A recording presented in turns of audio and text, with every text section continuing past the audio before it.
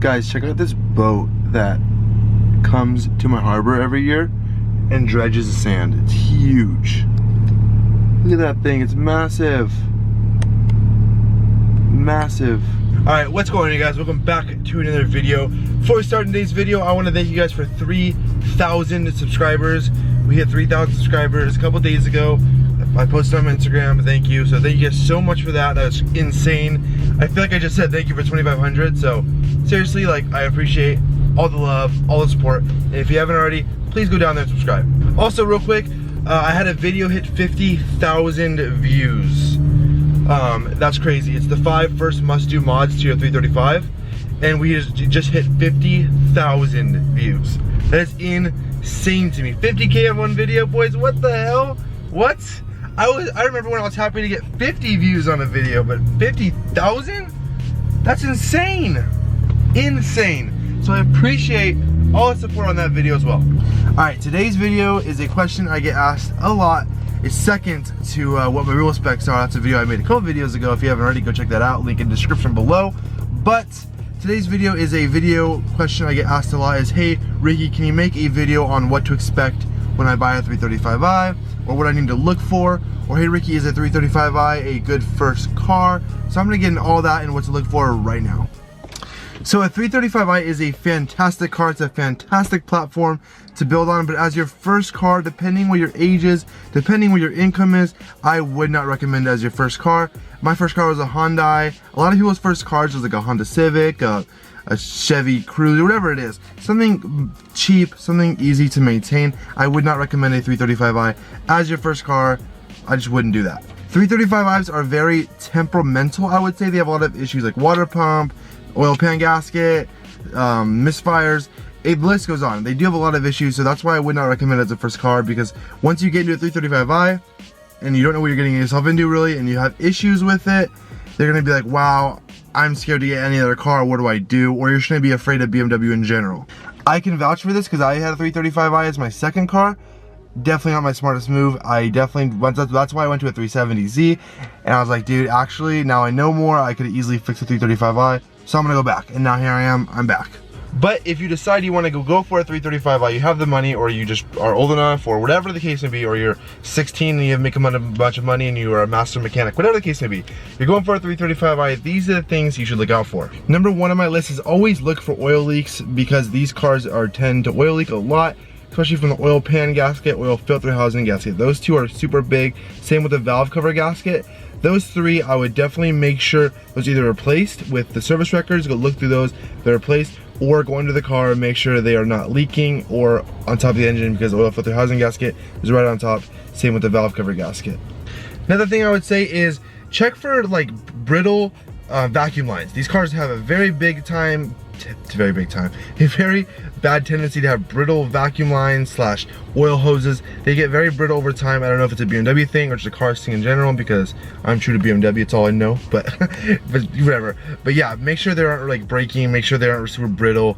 Go through the whole engine bay, just make sure they're not brittle. And if they are, talk them down a little bit, because you're probably gonna have to replace that super soon. Also, when you're going through the service records, definitely make sure there are service records, it's a big thing, but make sure the injectors are changed, because I think from 2007 to 2009 with the N54, those 2 years or those 3 years with that engine, I think there's a recall for the Index 12 injectors to get put in.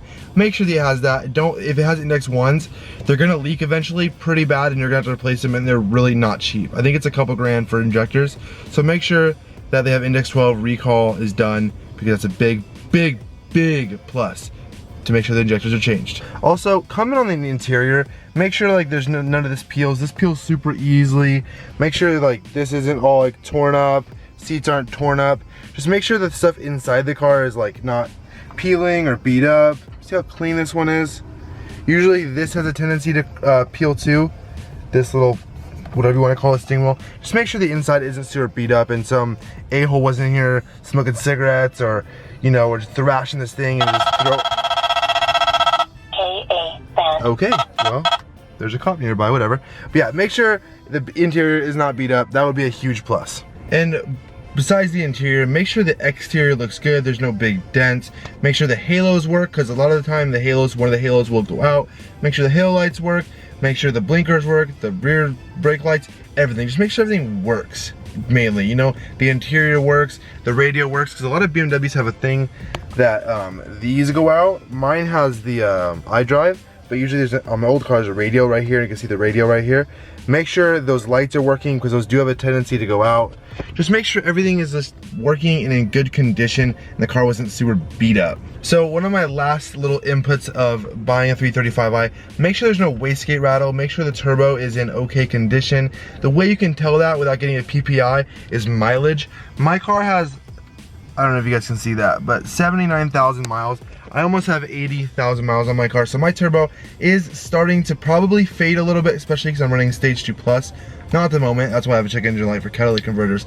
But yeah, make sure everything is just okay with the turbo. Make sure you don't buy a car higher than 85,000, and if you do, make sure that your wastegate or the turbo was replaced, or the seals were replaced on that turbo if you buy a car over, I would say 80, 85, 90,000 miles. So, oh, there's a police officer. Was that you on my radar detector? But with all this being said, if you can go to a shop like SloAutoPerformance or my shop here local to me, SloAutoPerformance, and get a PPI, a pre-purchase inspection, do that. That is your #1 thing. Get a PPI, especially getting a 335i or any BMW, because all parts on BMWs are extremely expensive and just costly to, you know, fix. Because mechanics know that, and they will charge up the butt for the stupidest stuff. I've been charged so much dumb stuff before I even knew shops and got connections and stuff from these dumb local mechanics. It's just, yeah. Go to a place like SloAutoPerformance or SloAutoPerformance. Both their information will be linked below. Those are all California people. Yeah, get a PPI. It's definitely worth it. With all my points being said to you guys, with all that, don't be scared. This car is insanely fun. You can make them insanely fast. They're great, they look good, they look like they're a newer car, even though this is a 2013. They made this body style in 07. They look good. Please don't be afraid to get a 335i. Buy one. They're insanely fun. I highly recommend a BMW 335i, especially the E9X chassis. So that would pretty much bring me to the end of my video. I really appreciate you guys watching. This is definitely the last boring video, I could say, because I think things are starting to open up. I mean, my town is pretty, like, popping right now. Like, there's people out right now. So I think we're starting to open up again. There was PML Quick Strike, which is a supercar rally yesterday. So I think things are starting to open up. Finally, I can film fun vlogs, fun videos. But as I said before, I'm just gonna film a bunch of information videos in the next couple weeks, which is now, I think, getting over with. So, but I hope I answered a lot of you guys' questions. I hope this video was entertaining to watch, super short, super simple. But if you haven't already, please go down there and subscribe. We're at 3,000 subscribers. I think like 3,050 now. The channel is doing insanely good. Please give this video a like. It helps YouTubers a lot when you guys like the video. Go down there and subscribe. I appreciate all the love. But as always, I will see you guys in the next video. Peace out. Before we end today's video, look at this 135. Look at this thing. Sheesh. Damn, that's a nice 135. If you somehow watch my videos, hit me up. Let's do a feature film. Alright, peace out, guys. See you next video. Love you all.